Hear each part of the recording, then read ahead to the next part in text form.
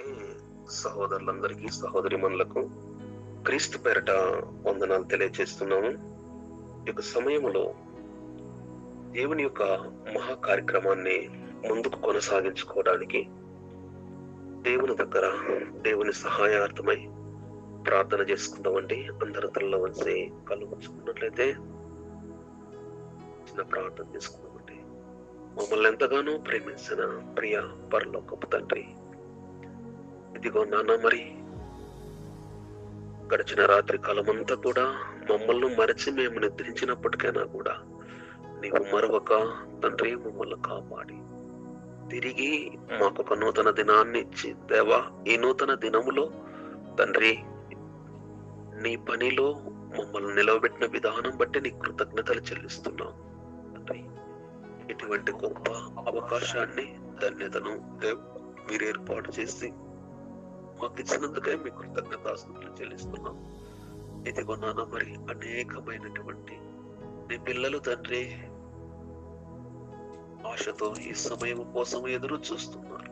దేవా, సహాయం చేయండి, కృప చూపించండి తండ్రి.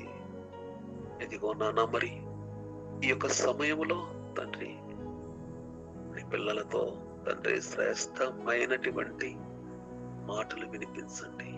మా ఆత్మలను రక్షించే శక్తి కలిగిన మాటలు తండ్రి మీరు వినిపించండి. ఇదిగో నాన్న, మా అందరికీ ఏది నేర్పించాలనుకున్నావో తండ్రి దాన్ని మేము చక్కగా తెలుసుకోవడానికి, నేర్చుకోవడానికి కృప చూపించండి తండ్రి. ఈ యొక్క సమయంలో తండ్రి నీ ఉన్నతమైనటువంటి వాక్య భాగములలో నుండి నీ ఉన్నతమైన విషయాలు తండ్రి కొన్ని విషయాలు మాకు బయలుపరచండి.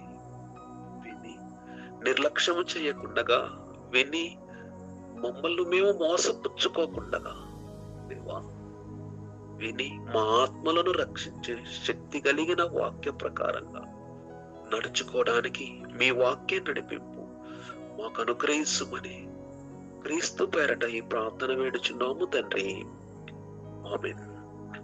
క్రీస్తునందు ప్రేమైనటువంటి సహోదరులందరికీ కూడా, సహోదరి మనులకు ప్రత్యేకమైనటువంటి వందనాలు.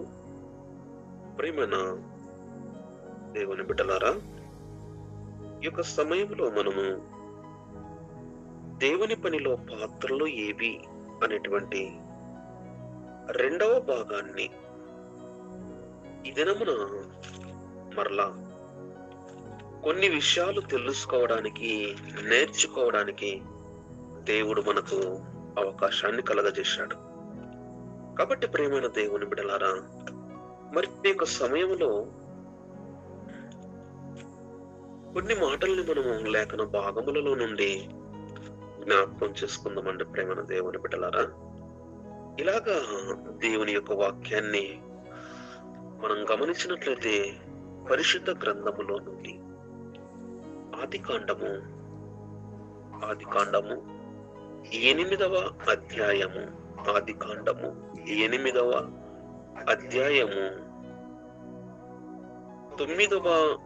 8వ వచనము నుండి 11వ వచనం వరకు చదువుకుందామండి. ఆది కాండము 8వ అధ్యాయము 8వ వచనము నుండి 11వ వచనం వరకు ఎవరైనా సహోదరు చదివి వినిపించండి. మరియు నీళ్లు నేల మీద నుండి తగ్గినవో లేదో చూచుటకు అతడు తన యొద్ద నుండి నల్ల పావురం ఒకటి వెలుపలికి పోవిడిచెను. నీళ్లు భూమి అంతటి మీద నున్నందున తన అరకాలు నిలుపుటకు దానికి స్థలము దొరకలేదు గనుక ఓడలో నున్న అతని యొద్దకు తిరిగి వచ్చెను. అప్పుడు అతడు చెయ్యి చాపి దాన్ని పట్టుకొని ఓడలోనికి తీసుకొనెను. మరియు అతడు మరి 7 దినములు తాళి మరలా నల్ల పావురములను ఓడలో నుండి వెలుపలికి విడిచెను. సాయంకాలమున అది అతని యొద్దకు వచ్చినప్పుడు త్రుంచబడిన ఒలీవ చెట్టు ఆకు దాని నోట నుండెను. కనుక నీళ్లు భూమి మీద నుండి తగ్గిపోయానని నోహావునకు తెలిసెను. ప్రియమైనటువంటి సహోదరి సహోదరులారా, ఈ పరిస్థితి అంతా మనకు తెలుసు. ఈ సందర్భం అంతా దేవుడు ఎన్నో ఆశలు పెట్టుకొని ఆయన సంకల్పాన్ని భూమి మీద నెరవేర్చుకోవాలని ఆయన తన ఇష్టముతో మానవ జన్మను భూమి మీద ప్రవేశపెట్టడం, తరువాత మానవులు విస్తరించే కొద్దీ, నరులు విస్తరించే కొద్దీ మరి లోకము భ్రష్టు పట్టడము, భ్రష్టత్వంతో నిండిపోవడము, ఎక్కడ చూసినా గాని చెడుగు, మోసము, దుర్మార్గము, అక్రమము, పాపం పండిపోయింది. మరి దేవుడు అయ్యో నేను ఎన్నో ఆశలు కలిగి కోరి నా కొరకు జీవించే పిల్లలను భూమి మీద నేను ఉంచుకోవాలా అని అనుకుంటే, ఇదిగో ఈ మానవ జాతిలో నా కొరకు జీవించాలన్నటువంటి యొక్క ఉద్దేశాన్ని, ఆలోచనను మరిచిపోయి ఎవరికి వారు తమ తమ మార్గములను తమ తమ చెడ్డ మార్గములలో వెళ్ళిపోతున్నారు.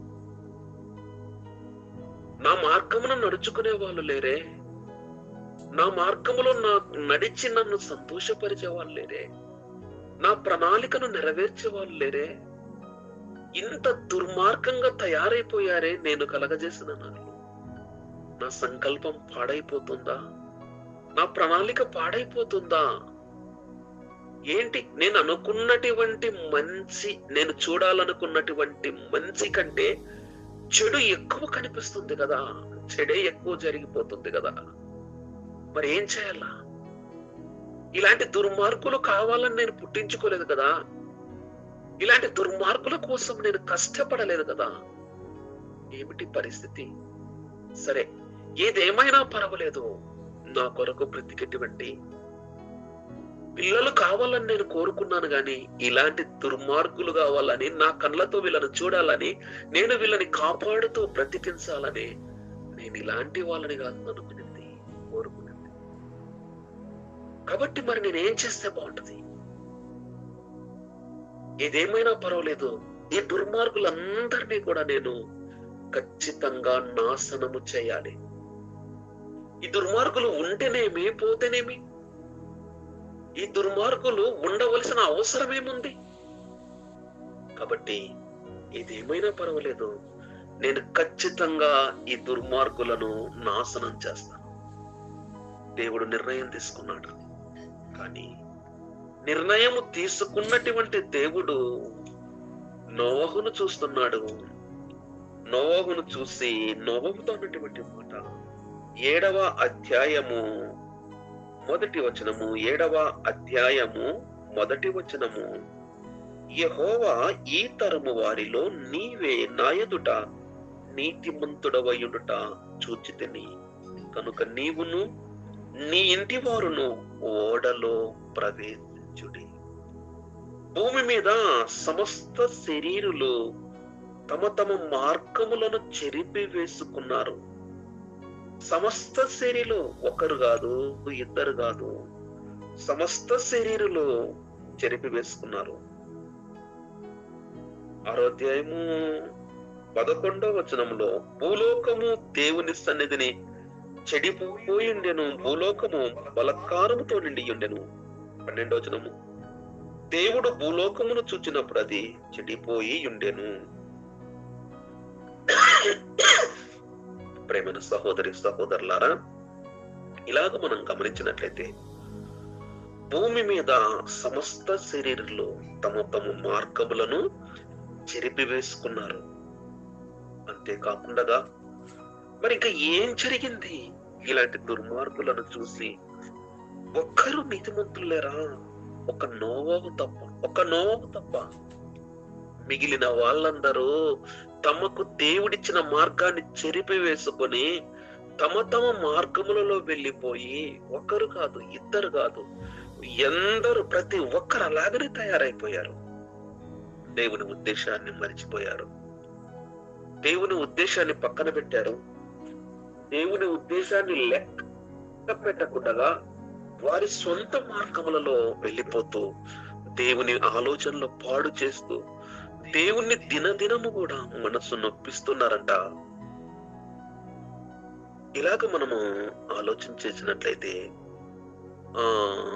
6వ వచనము ఒకసారి చదవండి. 6వ అధ్యాయం 6వ వచనము ఎవరైనా చదవండి సహోదరులు. 6వ అధ్యాయం 6వ వచనము. తాను భూమి మీద నరులను చేసినందుకు యెహోవా సంతాపము నంది తన హృదయములలో నొచ్చుకొనెను. చాలు. ఇక్కడ చదవబడిన లేఖన భాగాన్ని మనము గుర్తుకు చేసుకున్నట్లయితే, తాను భూమి మీద నరులను చేసినందుకు అని ఇక్కడ రాయబడింది. ప్రియమైన సహోదరులారా, జంతువులను చేశాడు దేవుడు, పక్షులను చేశాడు. వాటిని బట్టి దేవుడు మనసు నొచ్చుకోలేదు. కేవలము తన పిల్లలైనటువంటి మనుషులను బట్టి మాత్రమే తాను భూమి మీద నరులను చేసినందుకు అని అంటున్నాడు. హృదయములో నొచ్చుకున్నాడంట.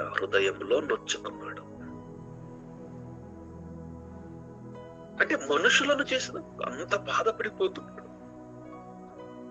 సైన్స్ ప్రకారంగా గుండెను ఏమంటున్నారు? సైన్స్ హృదయం అంటుంది గుండెను. అయితే అది ఒకవేళ కరెక్ట్ అని నేను చెప్పడం లేదు, కానీ ఇక్కడ రాయబడింది ఏంటంటే, దేవుడు తాను చేసిన నరులను బట్టి తన హృదయములో నొచ్చుకున్నాడు. అంటే మొట్టమొదట హార్ట్ అటాక్ ఎవరికి వచ్చింది భూమి మీద అంటే దేవునికి. ప్రేమణ దేవుని బిడ్డలారా, మొట్టమొదట ఆయన హృదయము నొచ్చుకొని బాధపడుతున్నాడు. తీవ్రమైన బాధ వేదనతో తండ్రి కుమిలిపోతున్నాడు. అలాంటి పరిస్థితిలో ఈ దుర్మార్గులను నేను చూడకూడదు, కాపాడకూడదు, ఈ దుర్మార్గులను నేను నాశనం చేయాలి, ఎంతో బాధతో కుమిలిపోతున్నాడు తండ్రి. అటువంటి పరిస్థితిలో నోవహు గారితో మాట్లాడుతూ, నా ప్రణాళికను కోట్ల కొలది సంవత్సరముల క్రిందటనే, మరి నా ప్రణాళిక నేను నా కొరకు భూమి మీద బ్రతికేటువంటి, నా నామాన్ని గొప్ప చేసేటువంటి, నన్ను మహిమపరిచేటువంటి పిల్లలను నేను చూడాలనుకున్నాను కదా. కాబట్టి మరి నేనేం చేయాలి? ఇదిగో ఆ కోరిక, ఆ ప్రణాళిక అది పాడు కాకూడదు. నేను చేసిన ఆ ఆలోచన, ఆ నిర్ణయం ఖచ్చితంగా కొనసాగించుకుంటాను. కానీ ఈ దుర్మార్గులందరినీ నాశనం చేస్తాను. నోవహు ద్వారా నా యొక్క ప్రణాళికను నేను కొనసాగించుకుంటాను. ప్రేమైన దేవుని బిడ్డలారా, ఆ కాలంలోన మరి దేవుని యొక్క ప్రణాళికను కాపాడుకోవడానికి, ఆ ప్రణాళికను ముందుకు కొనసాగించడానికి నోవహు యొక్క కుటుంబం మాత్రమే దేవుడు కనుగొన్నాడు. నిజంగా నోవహు ఎంత విధేయత ఉంది, దేవుని కోసం బ్రతకాలన్నటువంటి ఎంత పట్టుదల ఉంది. నోవహు అందరి వలె చెడిపోయిన వాడు కాదు. నోవహు ఎవరు ఎలాగ పోయినా పర్వాలేదు, నేను మాత్రము నా కుటుంబముతో దేవుని కొరకు బ్రతుకుతాను అని ఒక పట్టుదల, ఒక బలమైన నిర్ణయముతో దేవుని కోసం బ్రతికినటువంటి వాడు. అందుకని లోకాన్ని చూశాడు దేవుడు, నోవహును చూస్తున్నాడు దేవుడు. లోకాన్ని చూసి పాడు చేయాలనుకున్నాడు, నోవహును చూసి కాపాడాలనుకున్నాడు. ప్రేమైన సహోదరి సహోదరులారా, దేవుడు నోవహును రక్షించాలా జల ప్రళయము నుండి, అందరూ నాశనం చేయాలా, కానీ నోవహును మాత్రం, ఆయన కుటుంబాన్ని మాత్రమే కాపాడాలని అనుకున్నాడు దేవుడు. అంటే నోవహు ఎంత బ్రతికాడు దేవుని కోసం అంటే, లోకమంతా తుడిచిపెట్టకపోయినా, లోకమంతా నాశనమైనా, నేను మాత్రము దేవుని కోసమే బ్రతుకుతా. నా ఆలోచనలు జరగనివ్వను, నా మనసును మారనివ్వను. మరణం వరకు చచ్చినా దేవుని కొరకే, బ్రతికినా దేవుని కొరకే. నా ఇష్టాన్ని కట్టి పెట్టేస్తాను, అందరి వల్లే నా ఇష్టాన్ని నేను నెరవేర్చుకోను. నన్ను పుట్టించిన దేవుని ఇష్టానుసారంగా నేను జీవిస్తాను, ఆయన కొరకే జీవిస్తాను, ఆయన నీతి మార్గంలో నడుచుకుంటాను. ఈ మార్గాన్ని చచ్చినా నేను వదలను. బలమైన పట్టుదలతో ఉంటున్నాడు, జరగని విశ్వాసంతో దేవుని ఎదుట జీవిస్తున్నాడు. అంత పాడైపోయిన లోకములో ఎక్కడ చూసినా చెడుగే, ఇంటి ముందు చెడుగే, ఇంటి వెనక చెడుగే, ఎక్కడ చూసినా చెడుగే, అడుగు పెడితే చెడుగే, చూస్తే చెడుగే, నిలబడితే చెడుగే, మాట్లాడితే చెడుగే. అటువంటి సమయములోన నోవహు దగ్గర ఒక సంఘము లేదు, నోవహు దగ్గర సహవాసం లేదు, నోవహు దగ్గర బైబిల్ లేదు, చదువుకొని బలపడనిక కూడా ఒకరికొరు మాట్లాడుకొని బలపరుచుకుంటే కూడా. కానీ అంత కఠినమైన పరిస్థితిలోన దేవుని కోసం నిలబడ్డాడంటే, దేవుడు భూలోకం అంతటా చూసినప్పుడు నోవహును ఒక్కనే ఇతన్ని నేను కాపాడాలి, ఇతన్ని రక్షించాలి, అందరి తీరు దుర్మార్గులు అందరినీ నాశనం చేసినట్లు నేను నాశనం చేయకూడదు అనే విధంగా అంత పట్టుదలతో దేవుని కోసం బ్రతికినటువంటి ఆ వ్యక్తిని, అతని కుటుంబాన్ని కాపాడుకోవాలనుకున్నాడు. దేవుడు నిర్ణయం తీసుకున్నాడు. అటు లోకాన్ని పాడు చేయాలని నిర్ణయం తీసుకున్నాడు, ఇటు నోవహు కుటుంబాన్ని రక్షించాలని నిర్ణయం తీసుకున్నాడు. మరి ఎలా రక్షించాలి? ఏ విధంగా రక్షించాలి? 40 రోజుల వర్షములో, ప్రచండమైన వర్షములో మరి మహాపర్వతాలే మునిగిపోతావే, నేను ఎక్కడ దాచిపెట్టాలా? సరే, దేవుడు ఆలోచించి వర్షం ఎంత కురిసినా గానీ పాడు కాకుండా నా పిల్లల్ని కాపాడుకోవాలనుకున్నాడు. అప్పుడు నోవహుతో అంటున్నాడు, నీ కొరకు చితిచారకపు మ్రానును తీసుకొని ఓడను చేసుకో, అరలు పెట్టి దాన్ని కట్టుకో. ప్రేమన సహోదరి సహోదరులారా, వేరే మాను తీసుకురావద్దు. చితిచారకపు మ్రాను తీసుకొని రా. దానినే నరకాలి, దాంట్లోనే పలకలు తీయాలి, దాన్నే నువ్వు ఓడగా చేయాలి. ప్రేమన దేవుని బిడ్డలారా, నిజంగా అప్పుడు పడాలా నోవహు కష్టము. ఎంత కష్టపడుతున్నాడంటే నిజంగా చాలా తనకు శక్తికి మించిన కష్టము పడుతున్నాడు. ఎంత కష్టము నిజంగా ప్రేమన్న దేవుని బిడ్డలారా. మరి అంతేకాకుండా ఆ ఓడ చిన్నదిగా కాకూడదు. 300 మూర్ల పొడవు, 50 మూర్ల వెడల్పు, 30 మూర్ల ఎత్తుగలదై వరుసలుగా 3 అంతస్తులు గలదిగా ఉండాలి. దేవుడు ప్లానింగ్ మాస్టరు. దేవుడు ఎలా చెప్పితే అలాగా తూచ తప్పకుండా కష్టపడ్డాడు, ఓడ కట్టాడు. తర్వాత తన కుటుంబం చేరిపోయింది. ఎందరూ చూసినా గాని ఆ పనిని అసహించుకున్నారు. నోవహును ఒక తిక్కోనిగా, పిచ్చోనిగా భావించుకున్నారు, వెర్రోనిగా భావించుకున్నారు. చాలా మంది హేళన చేశారు. అంతేకాకుండా వాళ్ళెవరు కూడా రాలేదు. తర్వాత మనుషులు రాలేదు కానీ జంతువులు వచ్చే ఓడలోకి, మనుషులు రాలేదు కానీ పక్షులు వచ్చే ఓడలోకి జతలుగా వచ్చేసి. ఇలాగ మనం గమనించినట్లయితే మరి ఆ జతలుగా వచ్చినటువంటి ఆ జంతువులలోన అవన్నిటి పక్షులను నోవహు చాలా కష్టపడే తత్వం ఉన్నటువంటి వాడు. ఎందుకంటే ఓడను చేయడానికే ఎంత కష్టపడ్డాడు, అంత కష్టపడ్డాడు. దేవుడు చెప్పిన కొలతల ప్రకారంగా కట్టాడు. అంటే అతని విధేయత ఎంత గొప్పది, అతని కష్టం ఎంత గొప్పది, తన కుటుంబాన్ని రక్షించుకోవడానికి, తన కుటుంబాన్ని కాపాడుకోవడానికి.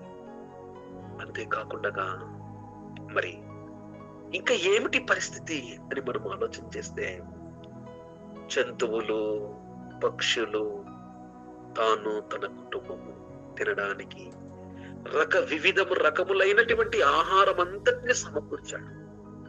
నిజంగా ఎంత కష్టపడ్డాడు. ఏ పక్షి ఏది తింటుందో, ఏ జంతువు ఏది తింటుందో వాటికి పెడుతూ వచ్చాడు. 1 రోజు కాదు, 2 రోజులు కాదు, నెలల తరబడి. అన్నిటికీ ఓపికతో ఆహారం పెడుతున్నాడు ప్రతిరోజు. మన ఇంట్లో 4 పశువులు ఉంటే వాటికి టయానికి నీళ్లు ఇయ్యలేం, మేత పెట్టలేం.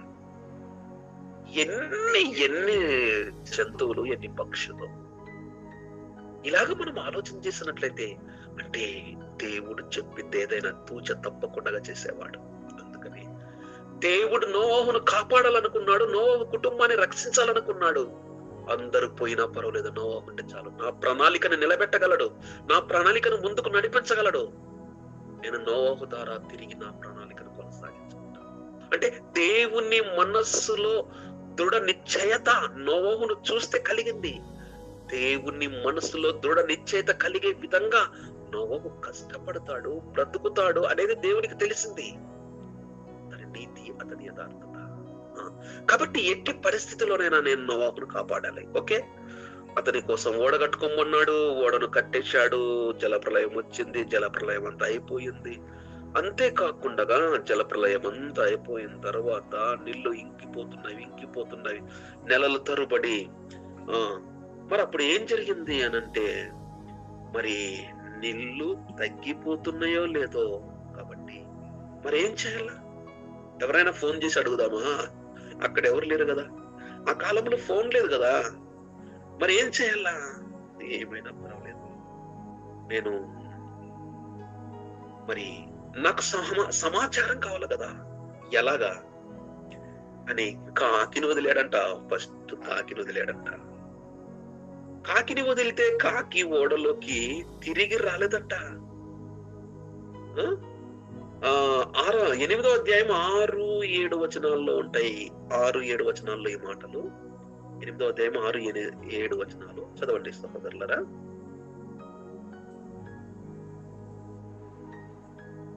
హలో, మొదటి 8వ అధ్యాయం 6-7 వచనాలు. 40 దినములైన తర్వాత నోవాహు తాను చేసిన ఓడ కిటికీ తీసి ఒక కాకిని వెలుపలికి పోయిడిచెను. అది బయటికి వెళ్లి భూమి మీద నుండి నీళ్లు ఇంకిపోవు వరకు ఇటు అటు తిరుగుచుండెను. ఏమైనా సహోదరులారా, ఇలాగ మనం గమనించినట్లయితే కాకిని విడిచాడంట.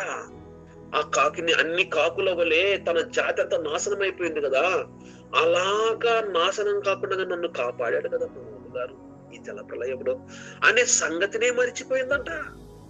మరిచిపోయి, అవును నన్ను ఎందుకు విడిచాడు బయటికి, నన్ను ఎందుకోసం విడిచాడు, ఏ ఉద్దేశంతో విడిచాడు అనేది మరిచిపోయి వెలుపల అటు ఇటు తిరుగుతూ కాలక్షేపణ చేస్తుంది. ఓడను మరిచిపోయింది, నోవహు గారిని మరిచిపోయింది, అంతకాలం తనకు తిండి పెట్టిన వాడిని మరిచిపోయింది, నోవహు ఉద్దేశాన్ని మరిచిపోయింది. కానీ పావురం వదిలేశాడంట. ఆ పావురం తిరిగి వచ్చింది, మరలా రెండవసారి పావురాన్ని వదిలేశాడు. ఆ పావురము ఆనవాలుగా తీసుకొని వస్తుంది. ఏం తీసుకొని వస్తుంది? ఏ ఉద్దేశంతోనైతే ఇదిగో నోవహు గారు నన్ను బయటికి వదిలాడో, నేను అతనికి ద్రోహం చేయకూడదు, అతనికి అపకారం చేయకూడదు. వెంటనే సాయంకాలం లోపల అది త్రుంచబడిన ఒలీవ ఆకును తన నోటిలో పెట్టుకుని వెనక్కి వచ్చేసిందంట. 11వ వచనము సాయంకాలమున అది అతని యొద్దకు వచ్చినప్పుడు త్రుంచబడిన ఒలీవ చెట్టు ఆకు దాని నోట నుండెను కనుక నీళ్లు భూమి మీద నుండి తగ్గిపోయానని నోవహుకు తెలిసెను. ఇలాగ మనం గమనించినట్లయితే ఒక కాకి బాధ్యతను మరిచిపోయింది, నోవహు గారి యొక్క ఆలోచన నెరవేర్చలేకపోయింది. కానీ పావురం ఏం చేసింది? బాధ్యతతో తన యజమానుని కాకి వలె మర్చిపోకుండా, ఇదిగో ఈయన నా కోసం ఎంతో కష్టపడ్డాడు కదా, నన్ను కాపాడాడు కదా, నా జాతి అంతా నాశనం అయిపోయింది కదా, అలాగ నన్ను నాశనం కాకుండా కాపాడినాడు కదా, నాకు ప్రతిరోజు కడుపు నింపాడు కదా, ఆయనకు నేను ద్రోహం చేయకూడదు, ఆయన చేసిన ఉపకారాలు నేను మరిచిపోకూడదు అని వెంటనే చిన్నది పావురము, నల్లది, చూసేదానికి అందము లేనిది. ఇలాగ మనం ఆలోచన చేసినట్లయితే దీనికంటే ఆకారంలో సైజులో పెద్దది కాకి, కానీ అది బాధ్యత మరిచిపోయింది. చిన్నదైనా గాని ఎంత మంచి గుణముతో, ఎంత మంచి విధేయతతో, ఎంత బాధ్యతతో నోవహు గారి దగ్గరకు తిరిగి వచ్చింది. త్రుంచబడిన ఒలీవ ఆకును తీసుకొని దేవుని బిడ్డలారా గమనించండి, దేవుని మహా ప్రణాళిక నెరవేర్చుకునే దాని కోసం, నోవహు గారి కుటుంబం ద్వారా నెరవేర్చుకునే దాని కోసము ఒక పావురము, ఒక నల్లటి పావురము దేవుని పనిలో పాత్రగా వాడబడింది. అందము లేని పావురము, నల్లటి పావురము. ఒక తెల్లటి పావురం అన్నైనా ఎంచుకోలేదు. అది నల్లదైనా పర్వాలేదు, చిన్నదైనా పర్వాలేదు, దేవుని పనిలో పాత్రగా వాడబడింది. ఇంకేం వాడబడింది? ఒక త్రుంచబడిన ఒలీవ మొక్క ఆకు వాడబడింది. దాన్ని బట్టే తెలుసుకున్నాడు. ఇంకేం వాడబడింది? ఒక చిచ్చారకు రాను దేవుని పనిలో పాత్రగా, తన పిల్లల్ని రక్షించడానికి పాత్రగా వాడబడింది. దేవుని పిల్లల్ని భద్రంగా కాపాడడానికి. సరే, దేవుని పనిలో పాత్ర ఒక నల్ల పావురము. సరే సహోదరులారా, మరి ఇంకా మనకు సమయం చాలా తక్కువ ఉంది కాబట్టి ముందుకెళ్ళిపోదామండి. చాలా ప్రవక్త అయినటువంటి యోనా గ్రంథము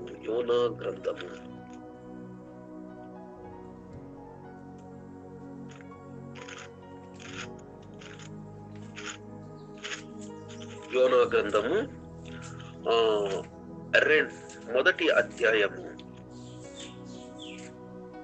యోనా గ్రంథము మొదటి అధ్యాయము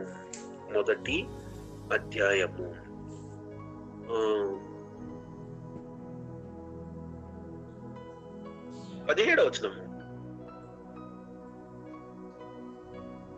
యోనా గ్రంథము మొదటి అధ్యాయము 17వ వచనము, పేజీ నంబర్ 763. సహోదరులు ఎవరైనా చదవండి.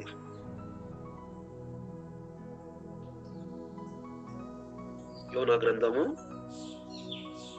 మొదటి అధ్యాయము 17వ వచనము. గొప్ప మత్స్యం ఒకటి యోనాను మృంగవలనని యెహోవా నియమించి ఉండగా యోనా 3 దినములు ఆ మత్స్యము యొక్క కడుపులో నుండెను. ప్రియమైన సహోదరులారా, ఒక ఆశ్చర్యకరమైన విషయం ఒకటి ఏంటంటే, దేవుడు ఆ మత్స్యాన్ని పుట్టించాడంట. ఆ మత్స్యాన్ని పుట్టించడానికి కారణం ఏంటంటే, ఇలా జరుగుతుంది పరిస్థితి, కానీ నా ప్రణాళిక పాడు కాకూడదు. నినివే పట్టణము పాడవుతుంది, నాశనం అవుతుంది. నా పిల్లలు చెడిపోతున్నారు, నా పిల్లలు నాశనమైపోతున్నారు. కాబట్టి నా పిల్లలు చెడిపోకుండా, నాశనం కాకుండా, నా పిల్లలను కాపాడేదాని కోసము నా పిల్లలకు మరి ఎవరైనా నా మాటలు తెలియపరిచే వాళ్ళు పోవాలి. ఎవరు పోవాలి? ఆ కాలంలో దేవుడు ఎక్కువ ప్రవక్తలను వాడుకున్నాడు సమాచారం తెలియజేయడానికి. కాబట్టి మరి ప్రవక్త అయినటువంటి యోనాను పంపిస్తే, యోనా వారికి భయపడి, వారు దేవుని భయం లేని వారు కదా. కాబట్టి మరి వారు నన్ను ఏమైనా చేస్తారేమో, 40 రోజులకి ఈ నినివే పట్టణం పాడవుతుంది, నాశనం అవుతుందని వాళ్ళ మధ్య నేను ప్రకటిస్తే నన్ను వదిలేస్తారా? అంత పెద్ద పట్టణం అది. కాబట్టి ముందే వారు దుర్మార్గులు, దేవుని భయము లేని జనము కదా. మరి నేను అక్కడికి వెళ్ళడము, వాళ్ళకు తెలియజేస్తే నన్ను వాళ్ళు సజీవంగా బ్రతకనిస్తారో లేదు. పరిస్థితి బాగోలేదు, ఇక్కడ ఉండడం మంచిది కాదు, అక్కడ వెళ్ళడం కూడా మంచిది కాదు అని అతని ఓడ ఎక్కి తర్షీసునకు పారిపోవాలని నిర్ణయం తీసుకున్న సంగతి ఇది మనకు తెలుసు.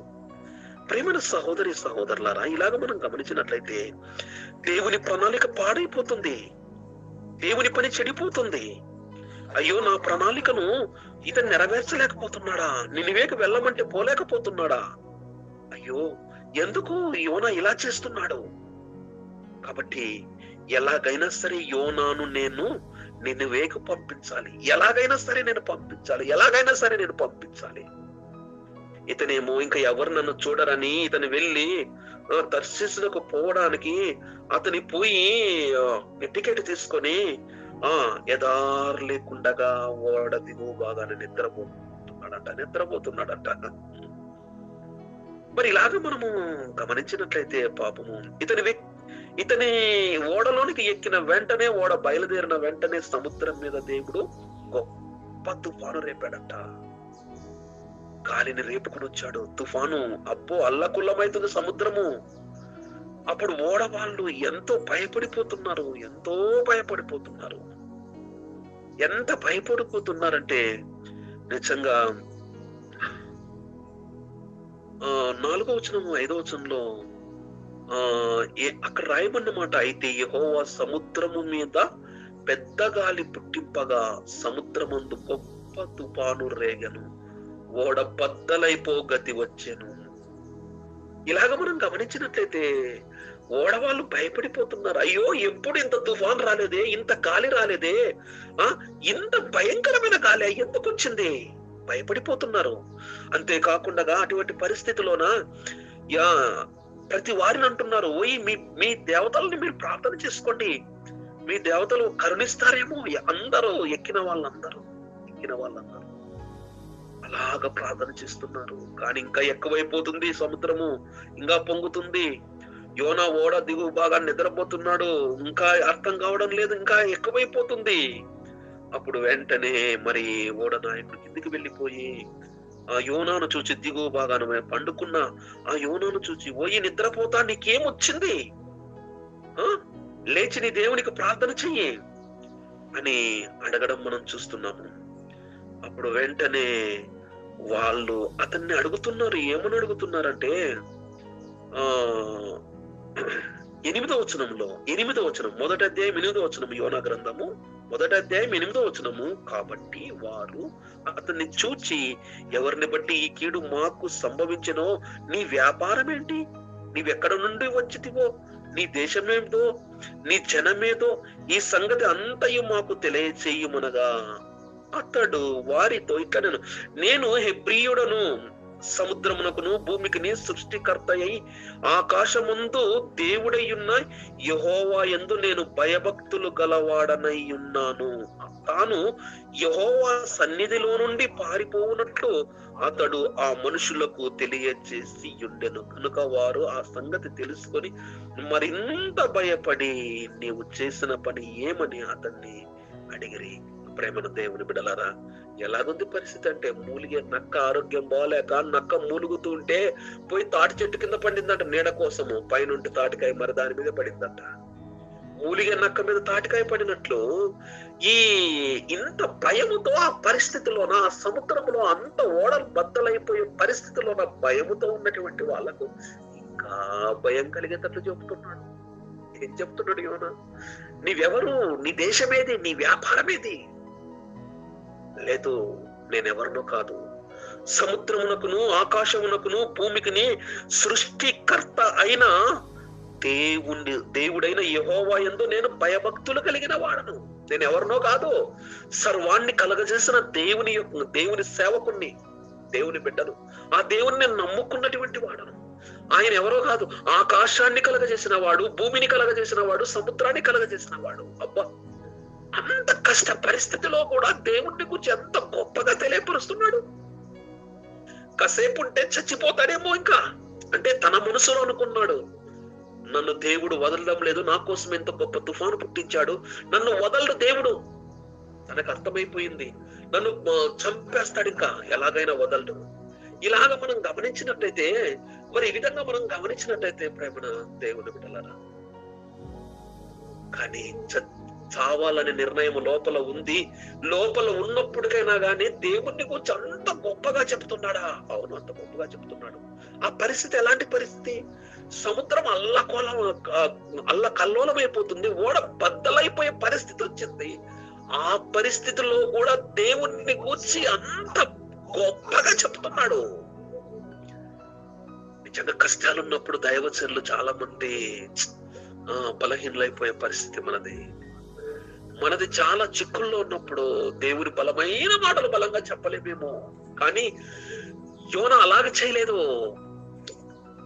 ఎంత గొప్పగా చెప్పాడు దేవుణ్ణి గురించి, ఎంత ధైర్యంగా చెప్పాడు దేవుణ్ణి గురించి. నేను ఎట్లా చేస్తానేమో, చచ్చే టైంలో ఇదిగో ఈ రోజైనా గాని వీళ్ళకు ఈ గొప్ప మాటలు చెప్తాం.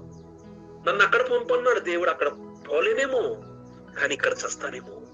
కానీ ఈ మాటలు చెప్పైనా చద్దాం. ఎట్లా ఈ సముద్రం ఆగదు, ఈ తుఫాన్ ఆగదు, ఎట్లా ఓడతో సహా మమ్మల్ని ముంచేస్తుందేమో అనుకున్నాడు.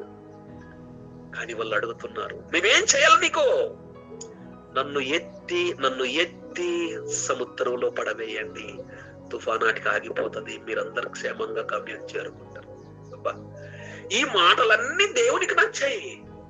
నన్ను ఎత్తి పడేయండి అన్నాడు. నేను చచ్చిపోతానని తెలిసింది, అయినా పర్వాలేదు, నేను చచ్చినా పర్వాలేదు.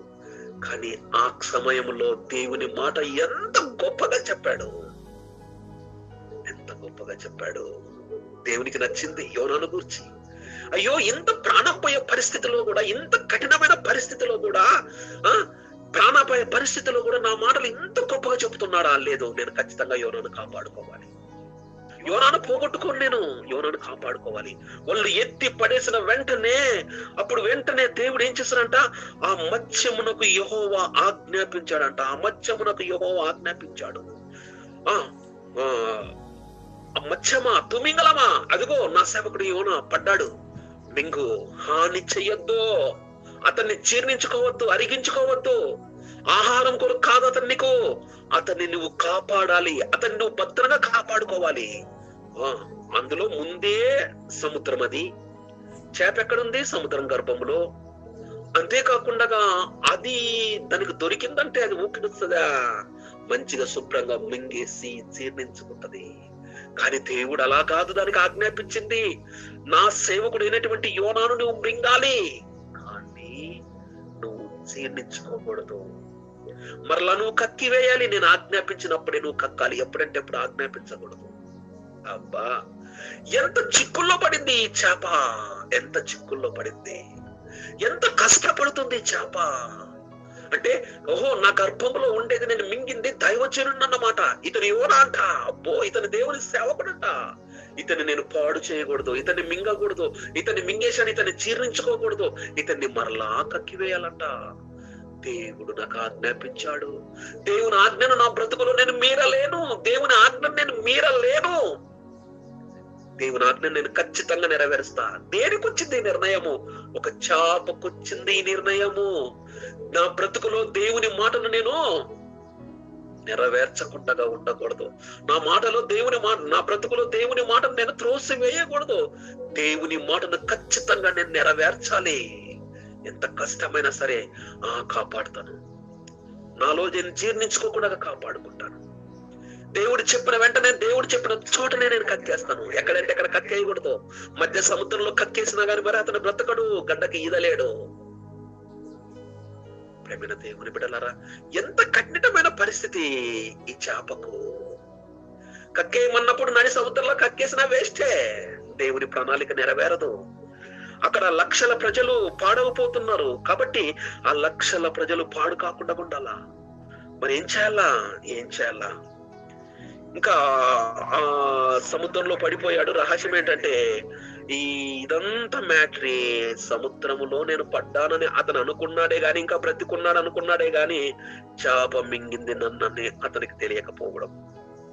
ఇలాగ మనం ఆలోచన చేసినట్లయితే, కానీ అతను ప్రార్థిస్తున్నాడు మత్స్యం గర్భంలో, ప్రార్థిస్తూ ఆ ప్రార్థన అతను దేవునికి నచ్చిందేమో. రెండవ అధ్యాయము 9వ వచనములో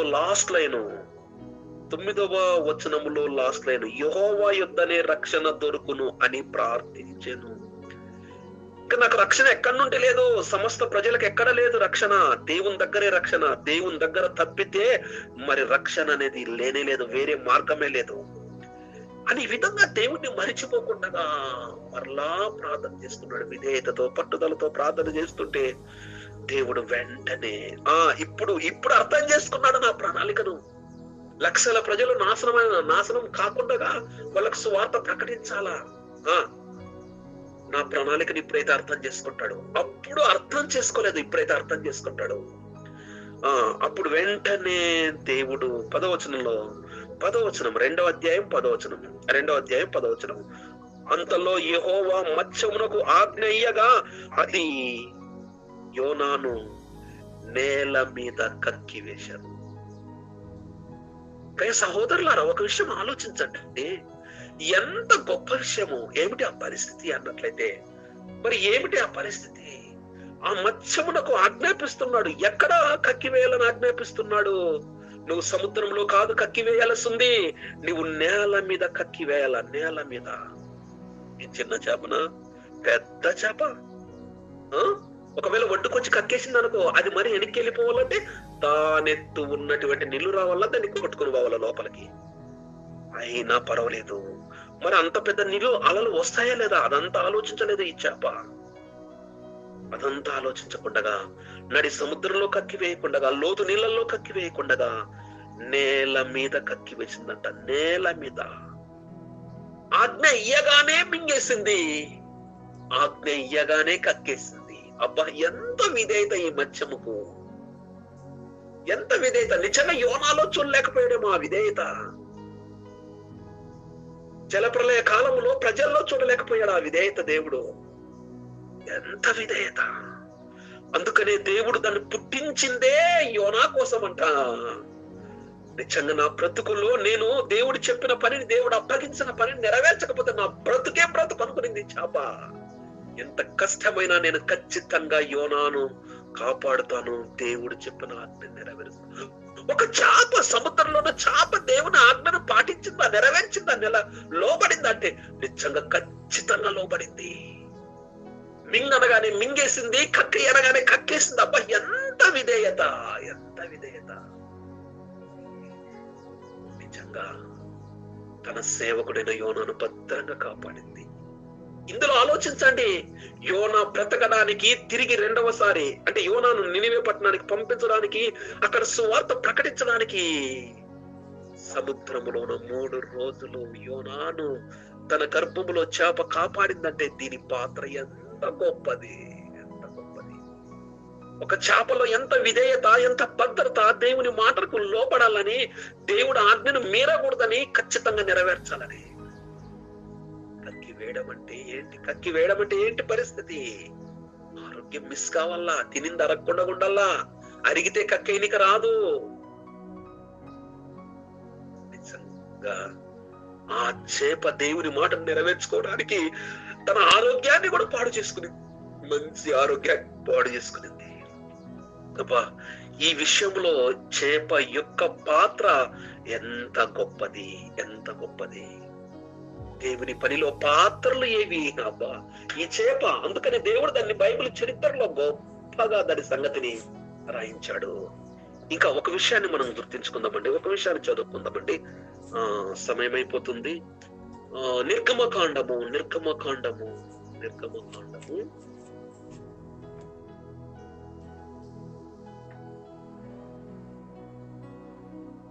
నిర్గమకాండము 25వ అధ్యాయము, నిర్గమకాండము 25వ అధ్యాయము 10వ వచనం నుండి సహోదరులు చదవండి, ఎవరైనా ఒకరు. నిర్గమకాండము 25వ అధ్యాయం 10వ వచనం నుండి. వారు తుమ్మకర్రతోను ఒక మందసము చేయవలెను, దాని పొడుగు 2 మూరెలున్నర, దాని వెడల్పు 3 మూరెడున్నర, దాని ఎత్తు 3 మూరెడున్నర. దాని మీద ఇంకా దాని మీద బంగారు రేకు పొదిగింపవలెను, లోపలను వెలుపలను దానికి పొదిగింపవలెను, దాని మీద బంగారు జావాను చుట్టూ కట్టవలెను. దానికి బంగారు ఉంగరములను పోత పోసి ఒక ప్రక్కను 2 ఉంగరములు, ఎదుటి ప్రక్కను 2 ఉంగరములు ఉండునట్లు దాని 4 కాళ్లకు వాటిని చేయవలెను. ఇంకా కంటిన్యూ. తుమ్మకర్రతో మోతకర్రలను చేసి వాటికి బంగారు రేకులను పొదిగించి వాటితో ఆ మందసమును మోయుటకు ఆ ప్రక్కల మీద ఉంగరములలో ఆ మూతకర్రలను దూర్చవలెను. ఆ మూతకర్రలు ఆ మందస్సుకు ఉంగరములోనే ఉండవలెను, వాటిని దాని యొద్ద నుండి తీయకూడదు. ఆ మందసములో నేను నీకు శాసనములను ఉంచవలెను. తర్వాత 21వ వచనము. నేను నీకిచ్చు శాసనములను ఆ మందసంలో ఉంచవలెను. చాలు. ప్రేమన సహోదరులారా, దేవుడు అబ్బో మహా ఆశతో నా పిల్లల మధ్యన వాక్యం ఉండాలా. అప్పటికి ఆ కాలములో దేవుని వాక్ భూమి మీద లేదు. దేవుడు తన వాక్కుని ప్రజల దగ్గరకు పంపించాలనుకున్నాడు. 10 ఆజ్ఞలు రాసి పంపించాలనుకున్నాడు. రాసి పంపించాలనుకున్న దేవుడు కష్టముతో, ఇష్టముతో తన పిల్లల రక్షణార్థమై, తన పిల్లలు వాటిని పాటించాలని, అవి తరతరములుగా ఉండాలని దేవుడు ఒక మంచి నిర్ణయంతో, ఒక గొప్ప నిర్ణయంతో 10 ఆజ్ఞల రాతి పలకలను ఇవ్వడం జరిగింది. మోషే తీసుకొచ్చిన తర్వాత మరి అవిటిని ఎక్కడ పెట్టాలా? ప్రయాణం కదా, అది ప్రయాణం కదా, ఎక్కడ పెట్టాలా? ఐగుప్తు నుండి వెళ్ళే కనానుకు వెళ్ళే ప్రయాణం కదా, మరి ఎక్కడైనా మరిచిపోతారేమో, కింద పెట్టేస్తారేమో అప్పుడప్పుడు. అలా కాదు, మరి ఏం చేయాలా? నా వాక్కులు ఉన్నతమైనటువంటి వాక్కులు, నా వాక్కులు గొప్పవి కాబట్టి నా వాక్కులు ఎక్కడంటే ఎక్కడ పెట్టకూడదు. ఇదిగో మరి ఎక్కడ పెట్టాలా మోషే? ఒక మందసము కావాలా మోషే? మందసము తయారు చెయ్యి. నేను చెప్పిన కొలతల ప్రకారంగానే చెయ్యి. నేను చెప్పిన కర్ర తీసుకుని చెయ్యి. ఏ కర్ర అంటే ఏ కర్రతో చేయొద్దు. నీకు ఇష్టమైన కర్రతో లేదా పక్కనున్న చెట్టును నరికి దాన్ని కర్రలుగా చేసి పలకలుగా చేసి దాంతో చేయొద్దు. నేను చెప్పిందే చేసి తీసుకో. ఏది దేవుడా? తుమ్మ కర్ర. ప్రేమైన దేవుని బిడ్డలారా, తుమ్మ కర్ర పెద్ద వ్యాలివి కలిగింది కాదు. దేవుడు కలిగించిన వృక్షాలలోన మహా వ్యాలివి కలిగింది ఉన్నాయి. ఓడకు దేవుడు చితిచారకు జ్ఞానుండు వాడమన్నాడు. మన కళ్ళెదురుగా ఎన్నో విలువైనటువంటివి, టేకు వంట, రుద్రవేణి వంట, ఎర్ర చందనం అంట, కోట్లు విలువ చేసేటివి ఉన్నాయి. కానీ అవన్నిటినీ ఏర్పరచుకోలేదు దేవుడు. తనకు మందసముగా, తన వాక్యాలకు మందసముగా తుమ్మ కర్రను ఏర్పాటు చేస్తున్నాడు. తుమ్మ కర్ర ఏమిటికి వాడతారు దాన్ని? పెద్ద పెద్ద ఇండ్లకు వాడే వస్తువు కాదు అది. ఇండ్లకు వాడే సామాన్ కాదు అది. సామాన్లకు రాదది. ఏదో రైతులు వాడేది. పెద్ద పెద్ద వాళ్ళు దాన్ని అసలు ఆలోచించరు, దాన్ని గురించి మాట్లాడుకోరు కూడా. ఇండ్లకు సామాన్లుగా వాడరు. అంటే ఒక మాట చెప్పాలంటే లోకములోన అది అంత వ్యాలివి లేనిది. అయినా గాని వ్యాలివి లేనిదైనా గాని, తుమ్మ కర్ర అయినా, అది నల్ల మొద్దైనా గాని నల్ల తోలుతో ఉండింది, అందం లేనిది, వ్యాలివి లేనిది. అయినా దాన్ని చేసి నువ్వు దాంతో చేయన పలకలు ఒక మందసముగా చెయ్యి. అది ఎలా చేయాలంటే చిత్రకారుని పని వలె ఉండాలి. దాని చుట్టూ బంగారు రేకు లోపల బయట అదిగించాలి. దాని చుట్టూ బంగారు చవ అంచుగా ఉండాలి. రింగులు ఉండాలి. తుమ్మ కర్రలు ఉండాలి పట్టుకోవడానికి. ఎవరంటే ఆ మందసాన్ని చేపిస్తున్నాడు దేవుడు, గాని చాలా గొప్ప ప్రణాళికతో చేపిస్తున్నాడు. దాన్ని ఎవరంటే ఎవరు ముట్టకూడదు, ఎవరంటే ఎవరు తాకకూడదు. ఒక మాట చెప్పాలంటే రాజు కూడా ముట్టకూడదు. ఒక మాట చెప్పాలంటే ఎవరెవరు ముట్టకూడదు, లేవీయులు మాత్రమే ముట్టాలి. అటువంటి మందసము ఎంత గొప్ప ప్రణాళిక. ఒకవేళ ఎవరైనా ముట్టారంటే వాళ్ళు చస్తారు. చరిత్రలో మనం చూస్తాము దాన్ని ముట్టి చచ్చినటువంటి వాళ్ళు.